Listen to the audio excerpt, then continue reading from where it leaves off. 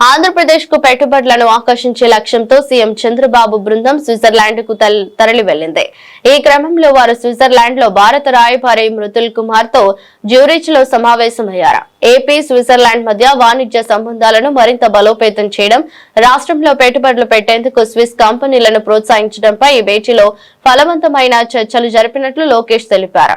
అలాగే ప్రపంచ వ్యాప్తంగా స్థిరపడిన తెలుగు ప్రజలు ఉద్యోగాలు చేసే స్థాయి నుంచి ఉద్యోగాలు కల్పించే స్థాయికి ఎదగాలని, అప్పుడే తెలుగు జాతి సంపూర్ణంగా అభివృద్ధి చెందినట్లు తాను భావిస్తానని ముఖ్యమంత్రి చంద్రబాబు ఆకాంక్షించారు.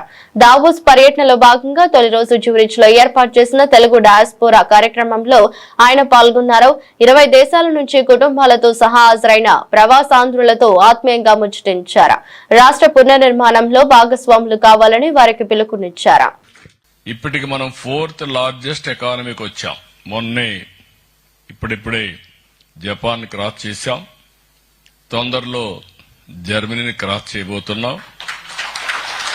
2028కి భారతదేశం 3rd లార్జెస్ట్ ఎకానమీగా ఉంటుంది. 2038కి భారతదేశం 2nd లార్జెస్ట్ ఎకానమీ అవుతుంది. 2047కి మీరు గుర్తుపెట్టుకోండి, నెంబర్ 1 ఎకానమీ కావాలనేది మనందరి ఆలోచన, ధ్యేయం. ఇండియాకు ఒక స్ట్రాంగ్ లీడర్షిప్ ఉంది, నరేంద్ర మోడీ.